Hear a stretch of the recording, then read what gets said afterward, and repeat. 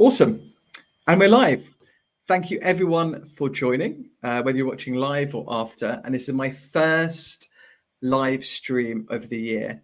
And it's great to be joined by Jenny Rogers. Jenny, how are you doing? Thank you so much for joining. Yeah. Thank you for asking me. Pleasure. So I'm going to just give some context. I'll give you a little intro and then we can dive in, because we're going to be talking about transitioning, so career transition. And so many people I know, Jenny's an exec coach. I'll introduce her properly in a sec, but speaks with many people who are transitioning into different careers. And I do too. I mean, so many people want to move sectors, jobs, and we're going to dive into all of that stuff, how to do it, and some of the things to think about. But to give context, so Jenny is one of the most experienced exec coaches in the UK. So 30 years. She's won the Henley Business School Awards in 2019 for outstanding contribution to coaching. She has written books, one of them being Coaching Skills, a definitive guide to being a coach, and all of that stuff.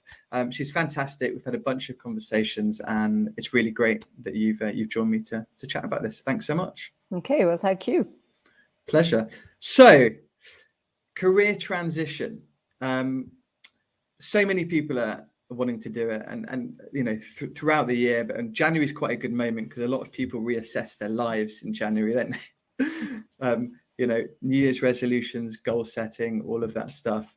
What are you seeing? Are you with your coaching engagements and stuff? Are you seeing the same as I am? An awful lot of people wanting to transition, but not quite sure how to go about it.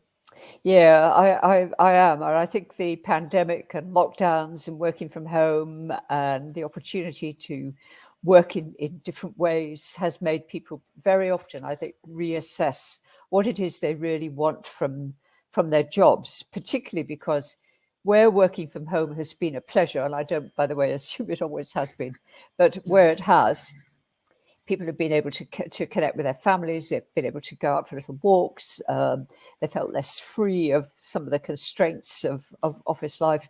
And even if they're back and possibly back quite happily, that period, I think, has made them think, what do I really want? I'm not quite sure, but something doesn't feel quite right, a little bit off. Yeah. So, yeah.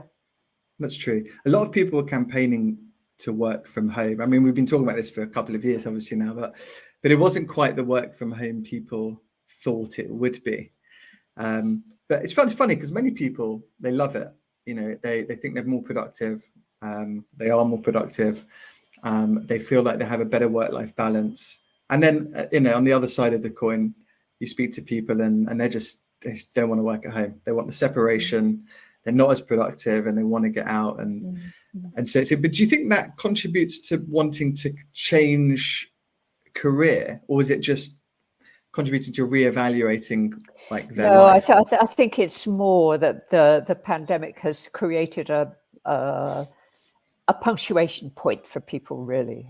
They may go back to working in the office with great pleasure. I see there's in my apartment block where I'm talking to you now, the ground floor is an office. And I see people now are drifting back, but they're still a minority. Yeah. And I think those are the people who were thinking, I really missed all that chatter. I really missed the cup of coffee with my friend at the next desk. And there'll be other people who are thinking, I never really want to go back to the office again. Or is this the right job for me? So I think that's all it's done, really. It's made people reassess maybe more quickly than they would have done otherwise. Yeah. A lot of people have been, I'm going to hope to get this the right way. People have been like working to live a lot of the time, most of it's work. And then now people are kind of reevaluating, thinking, life's not all about work. You want to live. Yeah, that's right. So you've seen people, I've seen people, quit, city careers and have gone and, started a farm or a specialty coffee shop or something. I've seen a lot of people do that. But then also a lot of people want to, but struggle with how on earth do I make a transition? Well, I think the very first thing to do, so when people come to me for where the focus is career, which is a lot of my work, we always start with, first of all, an assessment of what's going on in their lives generally. So how are their relationships with family? What's their health like? How do they feel about money? Where they live, and all of those things. That's an essential backdrop, I think, to assess that. Because sometimes where people feel a bit miserable and unsettled, it's not necessarily work that's wrong. So sometimes it's something else, and it would be better to attend to that. But if it is work, then I think there's a very good case for a really good hard look at. So you're feeling vaguely miserable, vaguely unsettled here. What's that really about? And to probably spend a whole session really just looking at that. What is it that doesn't feel quite right? And there'll be very few jobs where everything feels wrong. You must find this with your clients, that sometimes people are very happy with, for instance, the money they're getting, but something else is wrong. So the money may be keeping them more stuck than they really perhaps want to be. You're right. It's the perceived safety of a paycheck.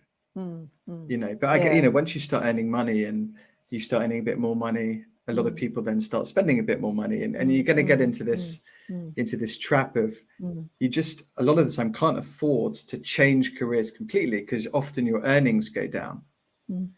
Yeah. Well, I think most of us understand that changing your job is a pretty major upheaval, and it's an upheaval psychologically. You may have to move house, you may have to move your kids out of a school where they're happy, your partner may or may not want to move as well. You may or may not be earning more money. The whole thing has potential to be very upsetting, really. So as well as challenging and enjoyable. So I think most people will hesitate. They'll know it's a really, really major decision, quite apart from the fact of how easy or difficult it's going to be to find another job. But I think it starts really with clarity about looking at how you feel about your current job will give you very, very useful data about what it is you really want. Yeah, that's true. Because the other thing about the pandemic's been interesting is a lot of people get enjoyment or derived enjoyment from the social interaction. Like they like their colleagues, they loved the vibe going into the office. Maybe the work wasn't so stimulating. Maybe it wasn't the most interesting. Take that away, and then you find yourself at home doing the work, and yes, engaging online and virtually and stuff, which is fabulous. I'm doing a show on that in a couple of weeks. But for a lot of people, it was just they're doing the work, and the work's not so interesting. It's not meaningful. It doesn't have real purpose. It doesn't make them happy. And that seemed like to be a catalyst for a lot of people I spoke to. Yeah, I think that's right, and I think you put your finger on a lot of the things that people will tell me are wrong, that they've fallen out of. I remember one guy actually crying as he told me, I've fallen out of love with my job and I never thought I would. And facing up to the fact it really, really was time for him to leave. And this was an organization where it was, in fact, still is possible to do a whole career. Right. And it felt like a bereavement to him, or disloyalty even, to think of leaving. Yeah. But that feeling of, I am not learning, there's nothing challenging left in this, I can't, very good question, I think, to anybody listening to ask themselves is, if nothing changes a year from now, how will I feel? Yeah. And that's a bit of a killer question for a lot of people. They go, oh, no, oh, no, I've got to do something. So if the answer is, oh, well, it's okay, well, then maybe not, it's not an emergency. No. It's easier. Well, it's just so much easier to procrastinate. Yes, yeah, that's it's right. Difficult to make. It's difficult to take the. It's difficult to take to make that move. Really difficult. Yeah, I think it is. And you could make a distinction. You did just now between changing jobs and changing careers. I think that's That's Yeah. a different thing. So changing careers might mean changing sector, which is, you must know from see this all the Yes. time from the clients who hire you, that they really want somebody who knows their sector. They don't like the idea of a newbie who has to learn the sector as well as learning a job. It's a doubly difficult thing to do. Super tough. Let's speak about that in a sec. I think I just wanted to touch on the fact that we've got to be comfortable changing. Like it's okay to change. Because I remember growing up when I was growing up, it was like you do GCSEs. I was educated in England, so you do GCSEs, you do your A-levels. Most of the time, you kind of, if you go to university, you go to university. A lot of people did from my school, so it was almost like that's what you did. And then, unless your parents maybe push you into be an accountant, be a lawyer, be a whatever. And then if you did that, then you're on this path where you haven't really thought much about anything to do with your career. The people that had some struggle earlier on, like maybe they didn't quite get the grades, they had to work a bit harder, they got used to some disappointment early on. I think they got prepared a bit better. Because I often speak to people and they've done this thing and they've reached, I mean, you mentioned it yourself, a friend of yours who's a doctor at 40 is like, what do I do now? I see a lot of people, they've just followed this path and then they're like, actually, this doesn't make me happy. It's never about the money necessarily. I don't want to be doing this every day. I think it takes people a while to arrive at just being comfortable with trying different things. Well, I think you're absolutely right. And where people feel like that, I think it's worth discussing with them. What is that discomfort actually about? And I remember a client I was working with at the Foreign and Commonwealth Office as it is now, saying, I've been on an escalator. I joined the Foreign Office as a fast track recruit. And I see people who've been in this organization, they stay.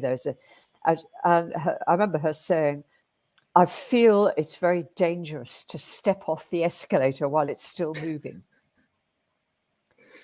Yeah. And as I said, it was very interesting word, dangerous. What's dangerous? And it was about the unknown. It was about, well, who else will have me? That's another, you must find this all the time with your clients. They've been in one kind of job or one kind of organization for a long time. They get this idea that, well, I don't really have transferable skills and nobody else will have me, which is absolutely the wrong question. Who else will have me is an important question. But what do I really want is a much more important question. Yeah, no, you're right. I mean, on all of that, the hardest thing is moving sector. So let's talk, as you do defined it yourself. So there's moving careers from, I don't know, a doctor to a barista, let's say. But then there's would be a very unusual move. That would be an unusual move. That would be yes. But quite a cool move. But if it makes you happy, the other is moving sector. So maybe you've plateaued.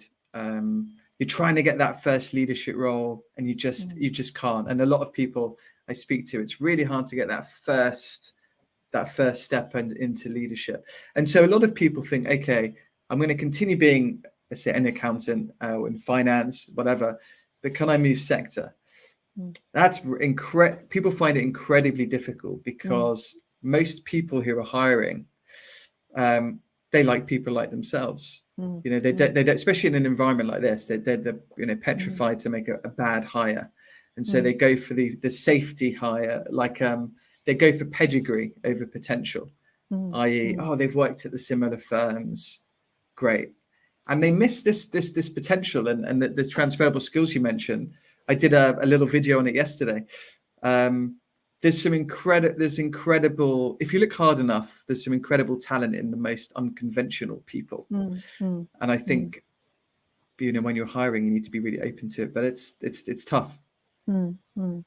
Yeah, well, I think that's right. Where people want to change sector, they often, for instance, I find people in the public sector think, well, I've exhausted what I can do in the public sector. I think I might like to work for a charity. And they don't realize that the charity sector is exactly as you've just described. They want people who've also worked in another charity. So it's not an easy transition to make. It's not impossible. But very often people haven't really researched the sector that they want to move into. They have a fantasy idea of what that sector is, which may be positive or negative. I mean, they may reject sectors where it would actually be quite easy to transition because that sector has in their heads some kind of negative connotation, but they haven't really done the research. So my first suggestion to people is, look, you really do need to find out what it would be like working in that sector. Yeah. And what kinds of people are they hiring? What kinds of backgrounds do those people have? And then see, well, could I make that change? And I'm sure we're going to talk about job search later in this conversation, but don't ever wait for those jobs to be just advertised. That isn't how people get those jobs. You got to be the CEO of your career. Take ownership. Yeah, I'm just going to stick a comment on by my friend Mary Axelson, who, which I think is great to this point.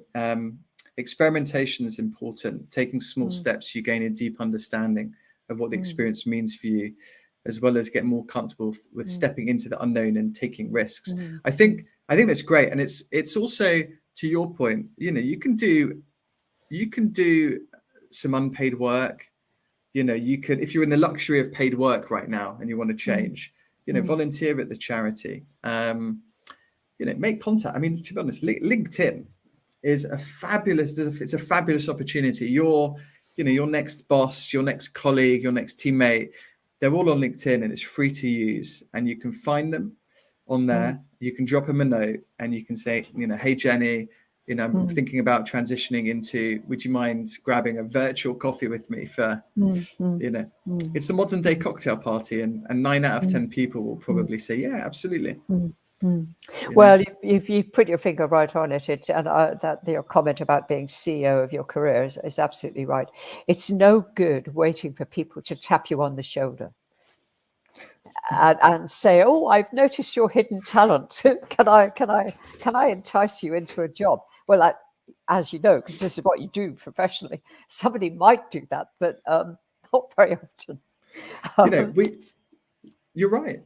Yeah, I mean, look, we as headhunters, we go and find people, we tap them on the shoulder, and all of this stuff. But when you're looking for a job, or you're looking to transition into something else, the tools available to us right now with LinkedIn and other social media platforms, it's an incredible opportunity. You can do it from home. You haven't got to be a big extrovert and go and speak to someone at a live networking event, which takes quite a lot of courage and hit and miss. And now you can jump on LinkedIn and you can find Jenny. You can like and comment on all of your stuff. Suddenly you'll be like, who's this person commenting on my stuff? Suddenly you get a little DM saying, hey, really want to be an exec coach, would love to grab a coffee. You're going to say yes. Yeah. Well, I absolutely, I do. And Twitter, ditto. I was quite shocked week or two ago, and a fellow coach told me that he didn't know how to use Twitter. He never set himself up with a Twitter account, and was finding it difficult to reach the kind of clients he needs to reach. Well, I said, well, you've got no profile. When I Google you, I can't find you. Yeah. And there's no good being invisible, is it? You got to contribute. Yeah. And this is the CEO of your career comment. I've spoken about a lot. A lot of people wait for their company to provide the training, to provide the next opportunity. But if you take ownership, seek out training, seek out learning, get a virtual board of directors. Find a coach, find a mentor. Find someone that you can really get together a good group of advisors that will just push you. You're so right. But to get to that point, you have to be clear. You cannot go on in your current role, and I think that is a very big first step. And just again, another comment on what you've just said. People, there are still long stay organizations, and I think people in them can very easily get this idea that somehow the organization is managing their career for them. I see this in big city law firms, for instance, still true to some extent of organizations like the BBC, the army. And there's this feeling that if you're a good boy, a good girl, that somebody will notice and say, "Oh, hey, no, isn't it time you?" The police, another one. So all the uniformed services. I think this is still true. Somebody will suggest you do it. Well, no, it really, really doesn't work. The organization has no interest in managing your career, even while it's telling you that it does. They're lying. So yeah, it's a delusion. You've got to take charge yourself. Definitely. And also, if you just look at the last couple of years and then look at the financial crisis before, companies cut people. No, well, exactly. There's no such thing as a safe job anymore. And it's much better to regard every job as a project, which will have a beginning, a middle, and an end. Yeah, absolutely. From which something can be learned. Yeah. And that's not saying that you're not loyal to the people that you're working with. No, at all. That's right. No, because people think, don't misinterpret it. It's look after yourself, be loyal, and give everything you can to each job you do. But yeah, many people are. Sorry, go on. Well, I just going back to something you touched on earlier.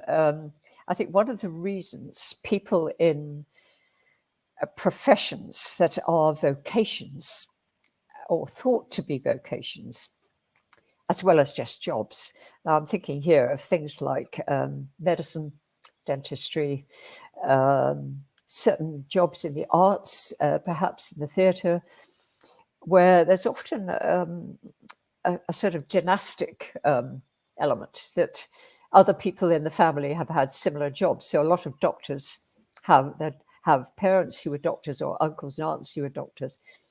And where you know that people think of the profession as something you don't just do for money and for self-satisfaction, but as something you give. So the priesthood is another example of actual vocation.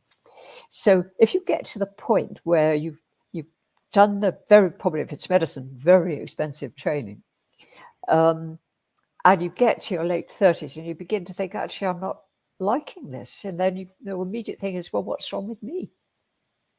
Because everybody around me is, to use your word from just now, loyal and hardworking. I am hardworking, but somehow I don't feel loyal anymore. And I think that can be tremendously difficult to cope with.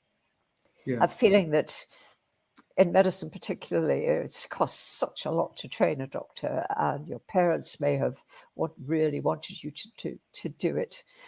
And feeling I'm going to be letting everybody down if I step away from this. And as well as, well, what on earth else could I do? Well, masses of things, of course. But when you're in that mindset, it's very, very difficult to see. Yeah, no, you're right. It's the, when there's many hard stages, but it's probably, the hardest bit is arriving at the decision to leave or to do something different.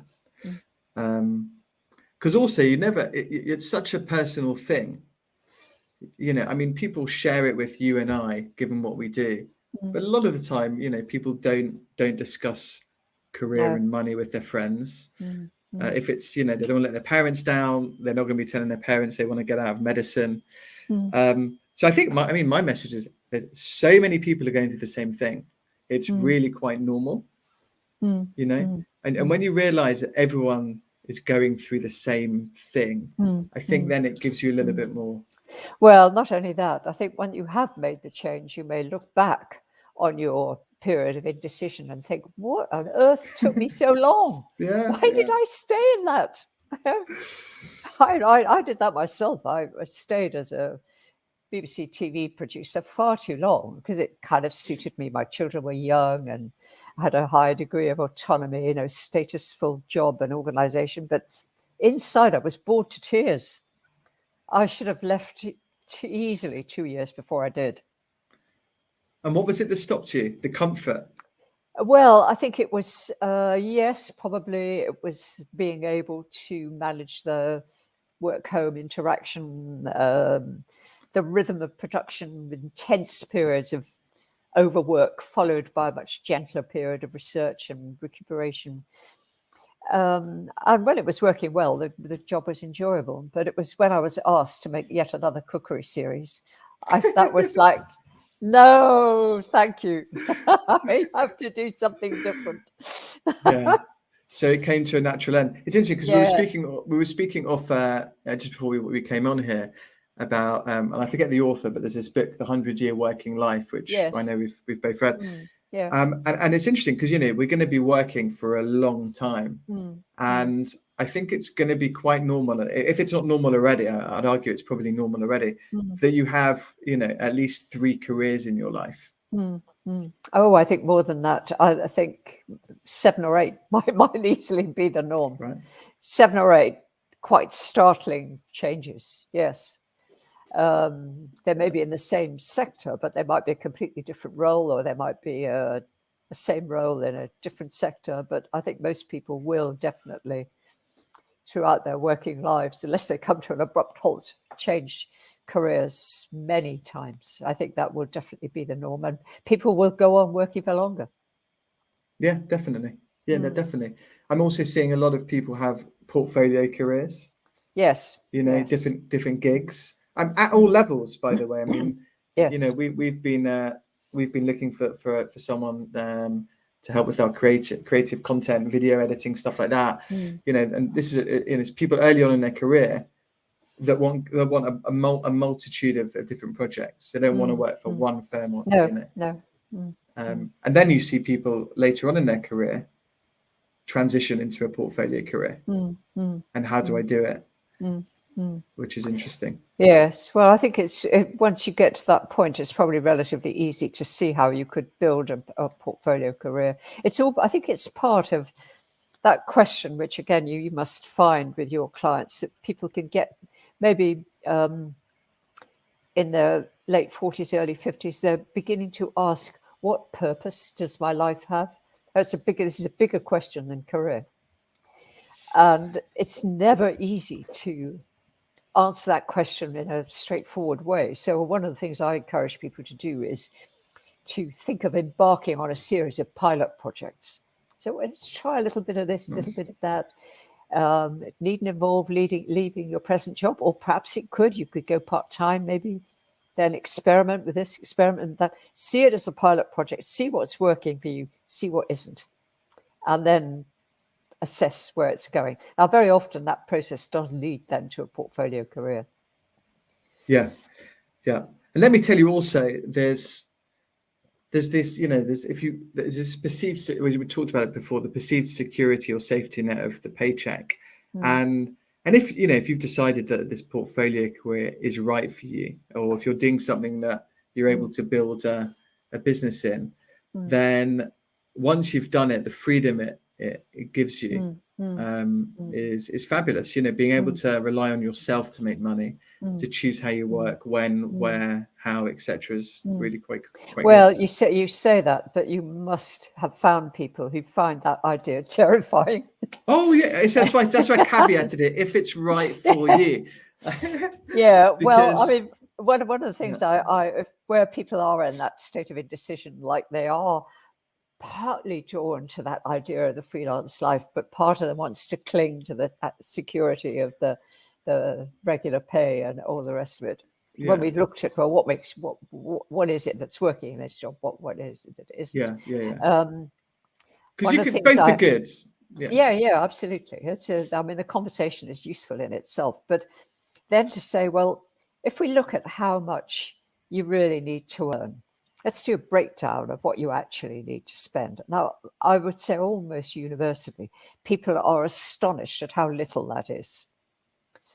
When they look at, well, what's discretionary? What do I absolutely have to cover? What's discretionary? They are usually very surprised at how little income they actually need. And that's assuming they don't have big commitments to school fees and or carers for elderly parents. You know, some people do, obviously, but mostly people are liberated by looking the money in the eye. Yeah. So I think it's a very useful exercise to do. Just sort of sit down with a piece of paper, work out your outgoings, and what do I have to spend? What is just up to me? Yeah, I think that's a great thing to do. Also, interesting question is: would you sacrifice 10 or 20% of your salary for a job that makes you Yes. more happy? Yeah, well, then that's the time to consult all the other people who are, to use the jargon word, stakeholders in your life. Yeah. What would be the impact? Because it's a dynamic situation, isn't it? If one person changes or if there's less money, that will have implications for not just for you but for everybody else. So Yeah, that's a discussion then with all those people. What are we prepared to live with? What would we gain? What would we lose? So I think to sum up that bit, it's actually almost doing a little audit of your life. Absolutely, it is. Where are you It's at? not just work. It's not just work. It's the whole of your life. And very often when I do that very simple exercise, I'm sure you've used it. Many people listening to this will have, called the Wheel of Life, which is an 8-wedge pie chart. With just describe it for those that don't know. Okay. Well, it's work and career, health, money, friends and family, fun and leisure, personal development, and your physical and work environment, your home and work environment, actual physical environment. And what you do is you just rate each of those areas on a 1 to 10 scale. So I like, how satisfied or happy are you with them right now? And I think it's a very simple exercise, but it's very revealing, actually. It's very revealing. Oh, partner, I've forgotten partner. Partner, key relationship. So where are the pinch points there? Where is there something there that could deserve a little bit of attention as well as work? Yeah. Okay. So you go through that, and then let's say you've arrived at the scenario where I want to change. You've landed on that. Then it's not so easy, right? It's like then you've got to decide to leave the job. You have to decide to leave. So that's also tough. Taking the plunge and jumping off the cliff once you've decided is the next bit. Well, I think that's where this "what you really want" question and "who are you really" comes in. So I like the idea of personal brand, and you probably do this with your clients as well. So if you were a brand, you need to be unique. It's always about differentiating yourself. I think a lot of people think they're looking for a job, they need to be a, in quotes, safe pair of hands. So they mute themselves down and they deny the bits that possibly are most interesting about themselves. They try to pretend that if they're 360-degree perfect, which of course nobody ever is. So this is where psychometrics can be very useful. So tools like the Myers-Briggs Type Indicator, other well-known psychometrics can help you with a shortcut to who am I really? What it differentiates me? What makes me unique? What problem could I typically solve for an employer? So then now you start thinking about, if I were an employer, what would I be looking for? And what skills do I have that make me unique? And so if I were a brand, what would I be? And no brand has only strengths. Every brand has weaknesses. So being a strong brand doesn't necessarily mean you're a successful brand. You can still fail. So I think that is, to me, is a very vital piece of work, because it feeds then into how do people construct their CVs? How do they prepare if they get shortlisted? How do they prepare for the interview? Who are they going to present to the employer? So knowing the core of your brand and your brand values and your brand promise, or ideas stolen from the commercial sector, I think it's really, really useful to do that. It's not a difficult thing to do. Wonderful. No, I think that's great. Clarity. It's important. Yeah. I like to call it storytelling. Crafting your story. So like you would, the storytelling arc, you want to craft the story. And to your point, you want to think about all of those bits, because when you're clear about what your story is and you're meeting someone, you can then start to think about how you deliver it. That sounds interesting. What kind of story? What would the story be? So I see. So in terms of interviewing, finding a job, trying to attract talent to work for companies, all of these little bits, for me, it's all about storytelling. So if you think about the individual, personally, and you use the word personal brand, right? So I'm trying to get a job somewhere. I've decided I want to transition. I've decided what I want to go into. I'm crystal clear on it. And now I need to go get it. Biggest thing now is my story, And for me, it's the story about, what have I done? What are these, we talk about transferable skills, human skills. You talk about strengths, what is it about me that I'm able to bring? And I can create that and picture it into it, tell it as a story. People respond really well to a good story, and I think crafting your story in the right way has a huge impact on your ability to get a job. And often it's the people that tell the best stories. Well, I've never heard it put like that. That's really interesting. I think I'll pinch that idea. Feel free. But I absolutely agree with you about the power of storytelling. So I don't know whether we're going to talk about how to be interviewed. That's probably a whole big subject. Another one we'll do another time. Yeah. But I do teach clients, I use the word advisedly, principles of storytelling for the interview. That the interview should really be a sequence of stories where they are the hero or the heroine. Yes. And that they're using examples from their past or present jobs to demonstrate what they can actually do for an employer. It's so much more convincing, so much more compelling than than just giving opinions, It's super powerful. You have this classic STAR methodology. I don't know if you've heard it. People have used it for years. Yes. So for those that don't know, it's situation, task, action, result. You're in an interview and someone says, Lewis, when have you dealt with difficult stakeholders? And then you structure the answer. This is the situation, the task, the action, the result. So it's kind of a storytelling arc. Well, I find a lot of people do know that framework, and they have been taught it. What they don't know is how to make it compelling. They do it in a really kind of a dull way. I sometimes say to them, if they have kids, how do you read stories to your children? So tell me that story as if you're telling it in the same way you would be reading The Very Hungry Caterpillar to your 3-year-old. Oh, okay. So they don't realize the point of the story is to keep the interviewer awake and interested. Yeah. I'm constantly asking, what I want to know, what happened next? It's true. It's so true. I know it's hard to think about the transition, deciding to leave and things like this. When you've nailed that and you're now in this bit of I need to secure a job. I know it's very easy to get caught in the trap of it's really difficult. I'm not from the sector. I haven't done it before. But if you get caught in that mindset, it comes across to your point. People wanna work with people that they love. That you've got to spend every single day with them, virtually or otherwise.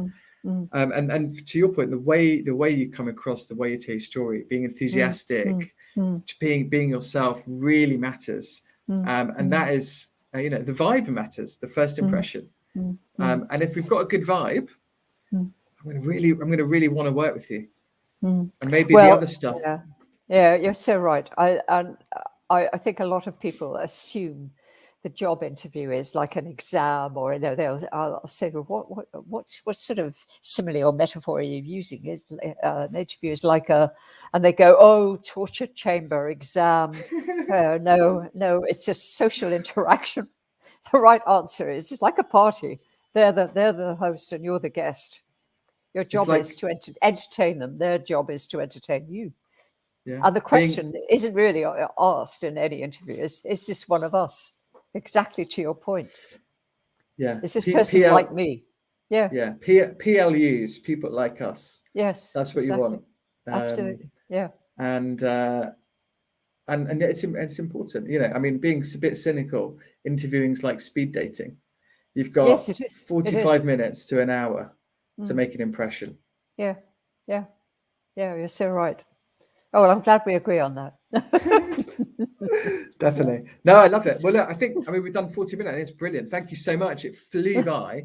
I think we've probably got to do a bunch more on all of the other things we haven't quite touched on. But I think no, thanks for all of the advice. I mean, I think the biggest bit mentally for people, as you mentioned, and as I've seen, is the early bit about thinking, actually deciding to transition and getting over all of the social pressure and whether it's family, friends, and it's a big bit to get over. Yeah.